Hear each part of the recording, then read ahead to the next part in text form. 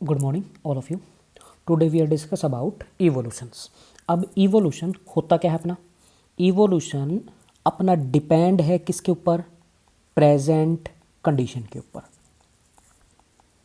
अब present condition का मतलब क्या है? अगर कोई भी लिविंग ऑर्गेनिजम्स जहाँ पे भी सर्वाइव कर रहे हैं उसके अराउंड क्या होते हैं? मल्टीपल फैक्टर्स क्या होते हैं? प्रेजेंट होते हैं। अब मल्टीपल फैक्टर्स का मतलब क्या है? वहाँ पे कोई टेम्परेचर होगा, कोई अपना रेनफॉल होगी, लाइट की कंडीशंस, जो सारी हर चीज़ें हर फैक्टर पे एक लिविंग ऑर्गेनिजम्स क्या होता है? डिपेंडेंट होता है मल्टीपल फैक्टर पे।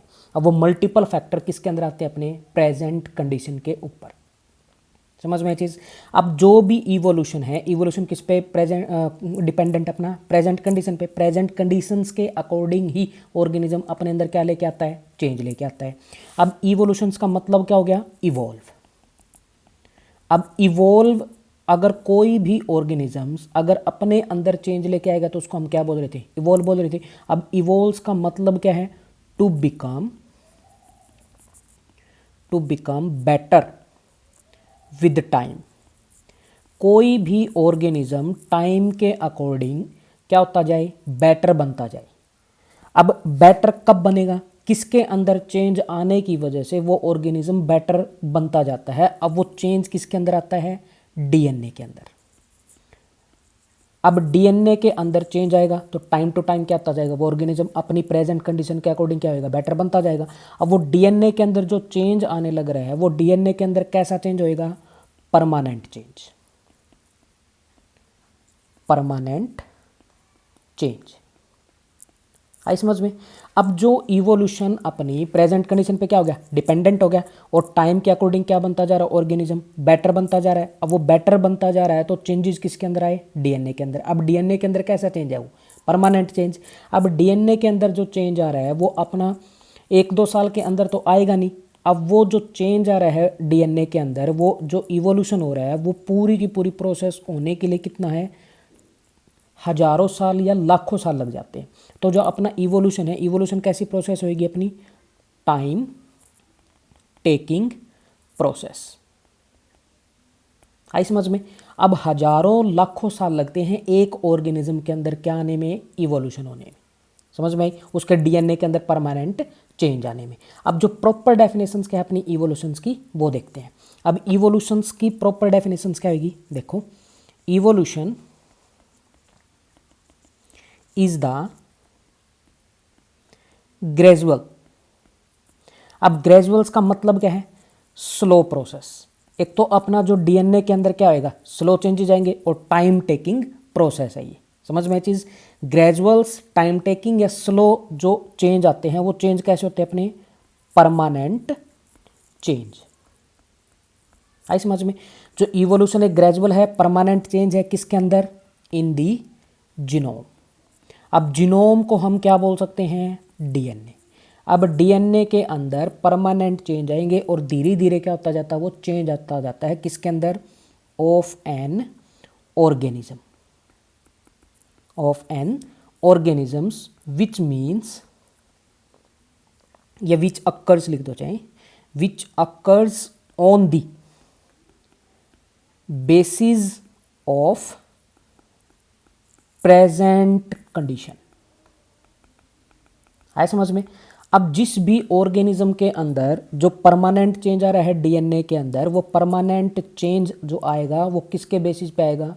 प्रेजेंट कंडीशन के बेसिस पे आएगा। अब जहाँ पे जिस कंडीशन के अंदर वो ऑर्गेनिज्म सर्वाइव कर रहा है, अब वो मल्टीपल फैक्टर पे डिपेंडेंट है, तो उस कंडीशन से वो अपने आप को क्या करता है? सर्वाइव करने की कोशिश करेगा। अगर सर्वाइव करने की कोशिश करता है तो वो क्या करेगा? अपने अंदर चेंज लेके आएगा, उस इन्वायरमेंट के अकॉर्डिंग अडेप्ट होने की कोशिश करेगा। तो वो चेंज कैसा होता है? अपना परमानेंट। समझ में चीज़? अब evolutions, evolution, evolutions basically means, अब इवोल्यूशंस बेसिकली मीन्स क्या होता है? क्या बोल सकते हो इवोल्यूशन में? चेंजेस। चेंजेस और वेरिएशन भी बोल सकते हो या डिफरेंसेस भी बोल सकते हो। समझ में चीज़? अब variations which accumulate at generation level. अब किसी भी ऑर्गेनिज्म के अंदर जो चेंज आया, जो वेरिएशन आया, वो हर जनरेशन टू जनरेशन क्या होता रहेगा, चेंज आता रहता है। अब जैसे फॉर एग्जांपल्स, अब अपनी जनरेशन है, अपनी जनरेशन के अंदर जो डीएनए है वो किस किस का डीएनए है, फादर एंड मदर। अब जो फादर और मदर के अंदर जो चेंज आए थे, जो इवोल्यूशन उनके अंदर हुआ, वो इवोल्यूशन अपने अंदर आया। अब अपने अंदर दो इवोल्यूशंस क्या हो गए, प्रेजेंट हो गए। एक तो अपने पेरेंट्स वाला, और एक जिस कंडीशन में हम क्या कर रहे हैं, सर्वाइव कर रहे हैं। अब उस कंडीशन के अकॉर्डिंग हम भी अपने अंदर क्या लेके आ रहे हैं, चेंजेस लेके आ रहे हैं। अब ये दो जो चेंजेस अपने अंदर प्रेजेंट है, वो हम नेक्स्ट जनरेशन में क्या कर रहे हैं, ट्रांसपोर्ट कर रहे हैं। तो जो अपना इवोल्यूशन है, जनरेशन टू जनरेशन क्या होता रहता है, परफॉर्म होता रहता है। समझ में ये चीज़। अब नेक्स्ट क्या आता है, अपना नेक्स्ट टॉपिक है types of evolution. Types of evolution. अब हमने इवोल्यूशन के बारे में पढ़ा था। अब इवोल्यूशन को क्या बोल सकते हो, चेंज बोल दो, वेरिएशन बोल दो। अब जो इवोल्यूशन या चेंजेस या वेरिएशन, वो दो टाइप से आ सकता है किसी भी ऑर्गेनिज्म के अंदर। अगर उस ऑर्गेनिज्म के अंदर चेंज आएगा, या तो वो क्या आएगा, माइक्रो इवोल्यूशन, छोटे लेवल पे उसके अंदर क्या आता है, चेंजेज आएगा। या क्या होएगा, मैक्रो इवोल्यूशन, एक बड़े लेवल पे उसके अंदर क्या आना, चेंजेज आना। अब माइक्रो इवोल्यूशन और मैक्रो इवोल्यूशन का मतलब क्या है, वो देखते हैं हम। अब फर्स्ट क्या है अपना, माइक्रो इवोल्यूशन। अब माइक्रो इवोल्यूशन का मतलब क्या है, छोटे लेवल पे चेंज आना किसी भी ऑर्गेनिज्म के अंदर। अब अपने अंदर सबसे छोटी यूनिट क्या मानी जाती है, अब जीन से भी छोटी यूनिट क्या होती है अपनी, एलील। आए समझ में। अब किसी भी ऑर्गेनिज्म के अंदर अब सबसे छोटी यूनिट क्या होगी अपनी, लोअर यूनिट है किसी भी ऑर्गेनिज्म की, कौन, एलील। अगर किसी ऑर्गेनिज्म के एलील के अंदर चेंज आएगा, तो एलील की वजह से किस में चेंज आएगा, जीन में। अगर एलील में चेंज आया, तब भी उस पॉपुलेशन पे कोई इफेक्ट नहीं पड़ेगा इतना ज़्यादा, या स्पीसीज पूरी चेंज नहीं होगी। अब जैसे फॉर एग्जांपल्स, मेरी बॉडी के अंदर अगर एक एलील के अंदर क्या आ जाए, चेंज आ जाए, तो मेरी बॉडी को कोई फ़र्क पड़ेगा, नहीं पड़ेगा। अब एलील की वजह से किस में चेंज आया, जीन्स में चेंज आया। अब जीन्स की वजह से किस में चेंज आएगा, क्रोमोजोम्स में चेंज आएगा। समझ में ये चीज़, क्रोमोजोम।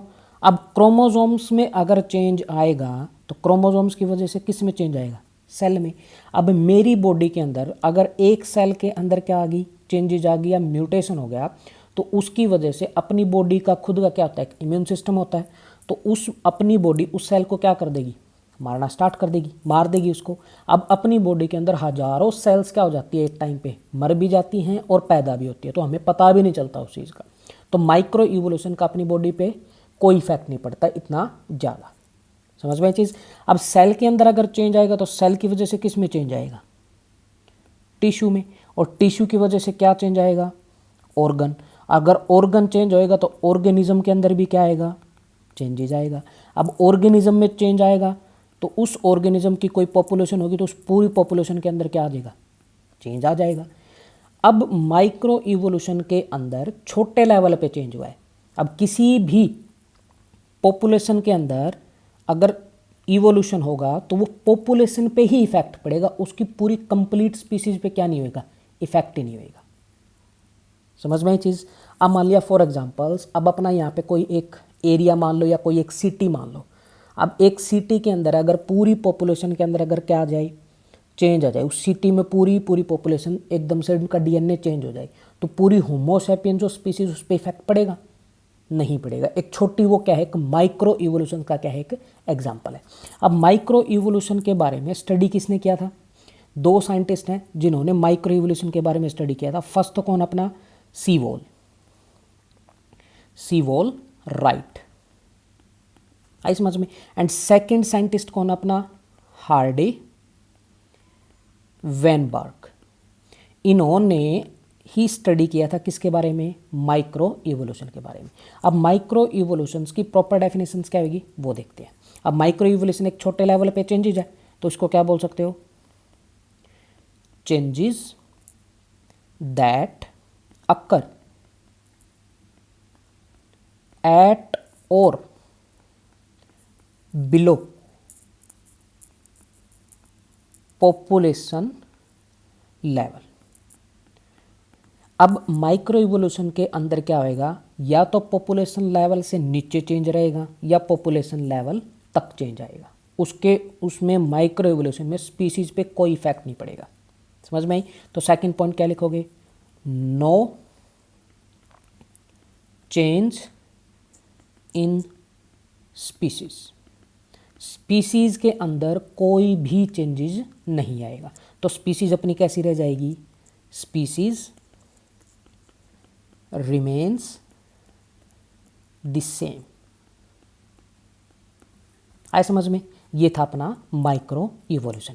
अब सेकंड क्या है अपना, मैक्रो इवोल्यूशन।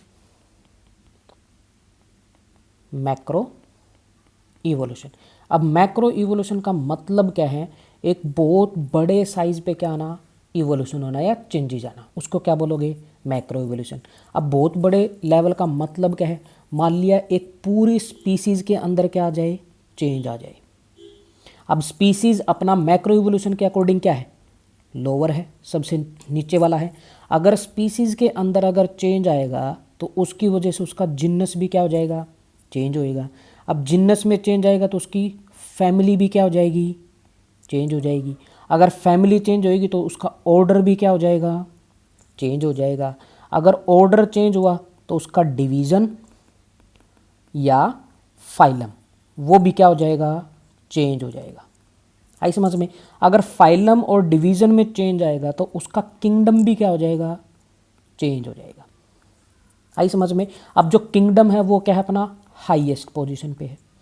अब इस मैक्रो इवोल्यूशन के अंदर स्पीसीज से किंगडम तक क्या आएगा, चेंज आएगा। अगर पूरा का पूरा किंगडम ही क्या हो गया, चेंज हो गया, तो उसको हम क्या बोलते हैं, एक लार्ज स्केल पे क्या माना जाता है, वो इवोल्यूशन माना जाएगा। आई समझ में? अब किंगडम ही चेंज हो गया तो स्पीसीज उसकी कंप्लीटली क्या हो गया। अब मान लिया अपनी होमोसैपियन स्पीसीज है, एक स्पीसीज में अगर पूरा का पूरा चेंज आ जाए, पूरी कंप्लीट होमोसैपियन स्पीसीज ही चेंज हो जाए, तो अपना पूरा का पूरा एनिमल किंगडम ही क्या हो जाएगा, चेंज हो जाएगा।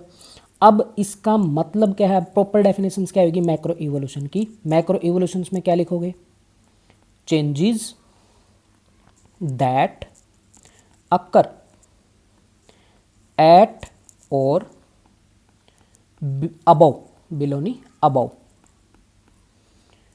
Species level.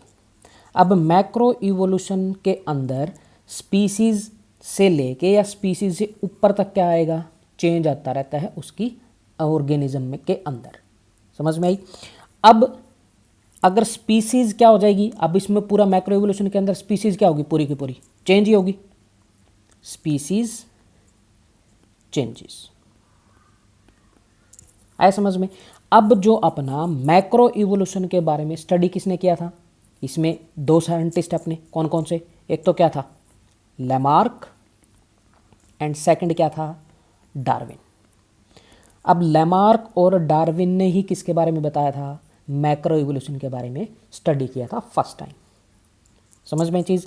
ये थे अपने micro evolutions and macro evolution.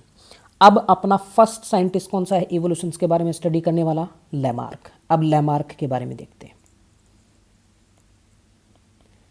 Lamarck, अब लैमार्क का जन्म कब हुआ,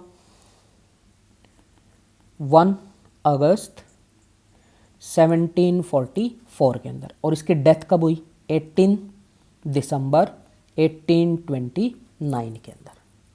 समझ में चीज़? अब जो अपना लैमार्क है, लैमार्क क्या था, एक फ्रेंच नेचुरलिस्ट,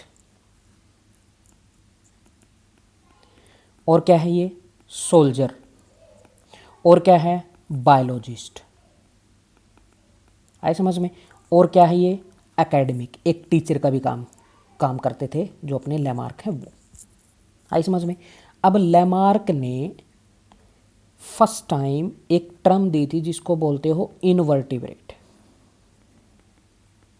इनवर्टिब्रेट टर्म किसने दी, लैमार्क ने दी। कब दी, 1801 के अंदर। और एक टर्म और इंट्रोड्यूस की थी लैमार्क ने, कौन सी, जिसे बोलते हम बायोलॉजी। अब जो बायोलॉजी टर्म फर्स्ट टाइम किसने इंट्रोड्यूस की थी, लैमार्क ने। कब इंट्रोड्यूस की, 1802 के अंदर। समझ में चीज़। अब लेमार्क ने क्या किया था, 1809 के अंदर, अब 1809 किसका टाइम है, बर्थ टाइम है ये किसका, डार्विन का। अब 1809 के अंदर डार्विन का क्या हुआ था, इस साल में जन्म हुआ था। उस टाइम पे डार्विन का तो क्या जन्म हुआ, और इसी टाइम पे लेमार्क ने अपनी फर्स्ट टाइम इवोल्यूशन थ्योरी को क्या किया था, पब्लिश किया था, अपना इवोल्यूशन काम को पब्लिश कर दिया था। किसके अंदर, उसकी बुक का नाम क्या था, फिलोसफी जूलॉजी क्यू। इस बुक के अंदर इसने क्या किया था, अपना पूरा इवोल्यूशन वर्क को क्या किया था, पब्लिश किया था। अब जो अपना लेमार्क फर्स्ट साइंटिस्ट नहीं था इवोल्यूशन के बारे में सोचने वाला, समझ में, जो बहुत और साइंटिस्ट भी इवोल्यूशन के बारे में क्या कर रहे थे, सोचते थे, बट जो फर्स्ट साइंटिस्ट बन है अपना लेमार्क, जिसने फर्स्ट टाइम क्या किया था, इवोल्यूशन थ्योरी को क्या किया, इंट्रोड्यूस किया। देने वाला, इवोल्यूशन थ्योरी देने वाला फर्स्ट साइंटिस्ट कौन है, लेमार्क है। अब लेमार्क ने इवोल्यूशंस को क्या मानते थे, लेमार्क, ये मोस्ट इंपॉर्टेंट चीज़ है, इसने जो लेमार्क ने काम किया वो सारा का सारा इसी के अंदर इसने क्या किया था, इंट्रोड्यूस किया था। Lamarck believes that evolution is goal directed and moves towards perfection। Lamarck का मानना था कि कोई भी ऑर्गेनिज्म अपने फ्यूचर के अकॉर्डिंग सोचता है पहले, तो फ्यूचर में आगे क्या करना है उसी के अकॉर्डिंग अपने अंदर क्या लेके आएगा, चेंज लेके आएगा। कोई भी ऑर्गेनिज्म सबसे पहले लेमार्क के अकॉर्डिंग क्या था, वो पहले तो गोल क्या करेगा, डिसाइड करेगा, फिर उस गोल को अचीव करने के लिए अपने अंदर क्या लेके आता है, चेंजेस लेके आता है, टूवर्ड्स परफेक्शन की साइड वो क्या करेगा, मूवमेंट करेगा। तो मेन बात क्या है, लेमार्क का मानना था कि जो भी इवोल्यूशन है वो क्या है, एक गोल डायरेक्टेड होता है हर ऑर्गेनिज्म के अंदर। समझ में ये चीज़। अब नेक्स्ट क्या था अपना, इसी के अकॉर्डिंग लेमार्क ने एक हाइपोथेसिस भी थी जिसको क्या बोलोगे, लेमार्क हाइपोथेसिस। Lamarck hypothesis. अब लेमार्क हाइपोथेसिस के अंदर लेमार्क ने एक वर्ड यूज किया था जिसको बोलते हो ट्रांसफॉर्मिज्म। ट्रांसफॉर्मिज्म। अब ट्रांसफॉर्मिज्म का मतलब क्या है, कन्वर्ट। आई समझ में। अब कन्वर्ट का मतलब क्या है, मान लिया कोई भी ऑर्गेनिज्म, मान लिया कोई भी एक लेमार्क ने एक स्पीसीज मान ली और वो स्पीसीज अपने आप को कन्वर्ट करी है किसी भी दूसरी स्पीसीज में। जैसे मान लिया बंदर एक स्पीसीज है, अब बंदर सारे के सारे बंदर किस में कन्वर्ट हो गए, ह्यूमन बींग्स में कन्वर्ट हो गए। इसी को क्या बोलते हो, ट्रांसफॉर्मिज्म। समझ में ये चीज़। अब ट्रांसफॉर्मिज्म्स में एक बताता हूँ मैं, जैसे इसके ग्राफ के अकॉर्डिंग समझाने की कोशिश करता हूँ। अब मान लिया अपने पास ये है कोई भी ग्राफ, अब ग्राफ नीचे तो क्या है, टाइम, और ये क्या अपना कॉम्प्लेक्सिटी। समझ में। अब मान लिया मेरे पास कोई भी स्पीसीज 1 2 3 4 5 6 7 स्पीसीज हैं उस टाइम पे प्रेजेंट कंडीशंस के अकॉर्डिंग। अब स्पीसीज फर्स्ट ने अपने अंदर क्या लेके आई, चेंज लेती चली गई। अब वो चेंज लेगी टाइम के अकॉर्डिंग, तो वो धीरे धीरे अपने अंदर डीएनए के अंदर चेंज लेके आएगी, गोल डायरेक्टेड बिहेवियर करती जाएगी, और वो स्पीसीज 1 किस में कन्वर्ट होगी, स्पीसीज ए के अंदर क्या होगी, कन्वर्ट होगी। ऐसे ही सेकंड स्पीसीज किस में कन्वर्ट होगी, स्पीसीज बी के अंदर कन्वर्ट होगी। वैसे ही थर्ड स्पीसीज किस में कन्वर्ट होगी, स्पीसीज सी के अंदर कन्वर्ट होगी। फोर्थ स्पीसीज किसके अंदर कन्वर्ट होगी, स्पीसीज डी के अंदर कन्वर्ट होगी। और फिफ्थ स्पीसीज किसके अंदर कन्वर्ट होगी, ई के अंदर, नेक्स्ट एफ के अंदर, और फिर ये जी के अंदर। आई समझ में। जो स्पीसीज 1 किस में होगी, ए के अंदर। अब यहाँ पे टोटल स्पीसीज कितनी थी पहले, 7। अब यहाँ पे भी टोटल स्पीसीज कितनी है, 7। अगर लेमार्क के अकॉर्डिंग अगर हम मान के चलें कि कोई भी स्पीसीज या इवोल्यूशन कैसा है, ट्रांसफॉर्मिज्म, एक स्पीसीज दूसरी में क्या हो रही है, कन्वर्ट हो रही है, तो उसके अकॉर्डिंग अब अपना स्पीसीज क्या होएगा, सेम रहता है। इसके अंदर लैमार्क की ट्रांसफॉर्मेशंस के अकॉर्डिंग स्पीसीज के अंदर या डाइवर्सिटी कैसी रह जाएगी, सेम रह जाती है। Biodiversity remain same. आई समझ में, बायोडाइवर्सिटी क्या रह जाएगी, सेम रह जाएगी, और स्पीसीज का नंबर भी क्या रह जाएगा, same. Number of species same. आई समझ में। अब यहाँ पे भी स्पीसीज अपनी क्या थी, 7, और यहाँ पे भी स्पीसीज अपनी क्या है, 7, तो नंबर ऑफ स्पीसीज भी क्या रहेगा, सेम, और बायोडाइवर्सिटी भी क्या रह जाएगी, सेम। ये था अपना लैमार्किज्म। आई समझ में। लैमार्क का जो फर्स्ट थ्योरी थी, हाइपोथेसिस, इसको नाम क्या दिया उसने, ट्रांसफॉर्मिज्म। समझ में ये चीज़। अब इसी टाइम पे एक डार्विन का और देखते हैं हम।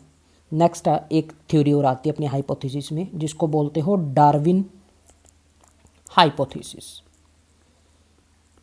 अब डार्विन हाइपोथेसिस के अंदर डार्विन ने इवोल्यूशन को बोला था डाइवर्जेंस। डार्विन के अकॉर्डिंग इवोल्यूशन कैसा होता है अपना, डाइवर्जेंस होता है। डाइवर्जेंस का मतलब क्या होता है, सेपरेशन।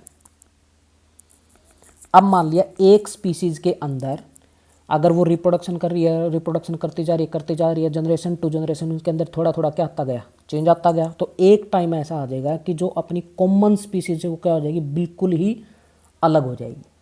समझ में, उसको बोलते हो डाइवर्जेंस।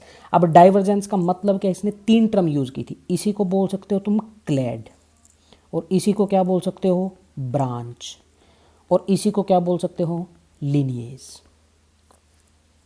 समझ में, लिनिएज। ठीक। अब क्लैड, ब्रांच और लिनिएज ये अपनी 2 चीज़ों पे डिपेंडेंट है। एक तो किस पे डिपेंडेंट है, टाइम पे डिपेंडेंट है, और किस पे डिपेंडेंट है, पॉपुलेशन। अगर टाइम के अकॉर्डिंग अगर चेंज आता जाएगा तो पॉपुलेशन नंबर भी क्या होता जाएगा, बढ़ता जाएगा। जैसे फॉर एग्जांपल इसमें भी ग्राफ के अकॉर्डिंग समझाता हूँ मैं। मान लिया ये अपना एक ग्राफ है। अब इस डार्विन के अकॉर्डिंग हमने अपनी, ये तो है मान लो फॉर्म, ठीक, ये अपना क्या है, टाइम। अब डार्विन के अकॉर्डिंग यहाँ पे कोई भी एक कॉमन स्पीसीज है, मान लिया ये अपनी क्या है, एक कॉमन स्पीसीज एक्स। आई समझ में। अब इस कॉमन स्पीसीज एक्स के अंदर क्या होता गया, मान लिया ये ऐसे चल रही है अपनी कॉमन स्पीसीज। ये पहले क्लैड बना रहा हूँ मैं, फिर इसके अकॉर्डिंग बताता हूँ कैसे बनती है। ठीक, मान लिया अपना ये, फिर यहाँ से ऐसे चलती गई और फिर यहाँ से ऐसे। ठीक, अब मान लिया अब अपने पास कॉमन स्पीसीज क्या थी, एक्स थी। अब इस कॉमन स्पीसीज के अंदर क्या किया इसने, रिप्रोडक्शन किया। रिप्रोडक्शन किया तो इसकी ये फर्स्ट जनरेशन, ये सेकंड, ये third, fourth, fifth, sixth, seventh और एट्थ। अब ये जनरेशन चलती गई, हर जनरेशन में क्या आता गया, चेंजेज आता गया, वेरिएशन आते गए। अब इस जनरेशन के अंदर हद से ज़्यादा क्या आ गए, चेंजेज आ गए, जिसकी वजह से एक तो अलग ब्रांच बन गई और एक अलग ब्रांच बन गई। अब इस स्पीसीज के अंदर जो चेंज आए वो अपनी अलग चली गई, ये वाली मान ली, ये अपनी जो चेंज आया था वो वाली, और ये अपनी जो सेम थी वो आगे क्या होती, कंटिन्यू होती। आई समझ में। ये अब आगे रिप्रोडक्शन करेगी, अब आगे रिप्रोडक्शन करेगी तो यहाँ पे फिर क्या आ गया, चेंज आ गया, तो यहाँ से फिर जो अपनी क्या होगी, स्पीसीज चेंज होगी, और यहाँ से स्पीसीज फिर आगे रिप्रोडक्शन करती गई, यहाँ पे फिर चेंज आ गया, फिर यहाँ से फिर स्पीसीज क्या होगी, अलग होगी। आई समझ में।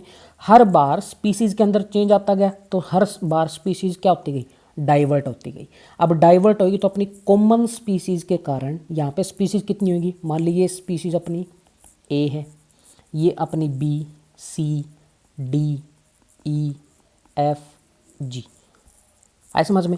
अब अपनी कॉमन स्पीसीज तो क्या थी, एक थी, बट एक कॉमन स्पीसीज की वजह से कितनी स्पीसीज की फॉर्मेशन हुई, 1, 2, 3, 4, 5, 6 और 7। समझ में ये चीज़। अब डार्विन के अकॉर्डिंग अब इसमें नंबर ऑफ स्पीसीज तो क्या होगा, increase. Number of species increase. समझ में। अगर स्पीसीज का नंबर भी क्या हो गया, इंक्रीज, तो बायोडाइवर्सिटी भी क्या हो जाएगी, इंक्रीज। Bio diversity increase. समझ में चीज़, एक कॉमन स्पीसीज की वजह से हमने पास कितनी स्पीसीज होगी, 7 स्पीसीज। आए समझ में, ये था अपना डार्विन या लेमार्क। आए समझ में। Thank you all of you.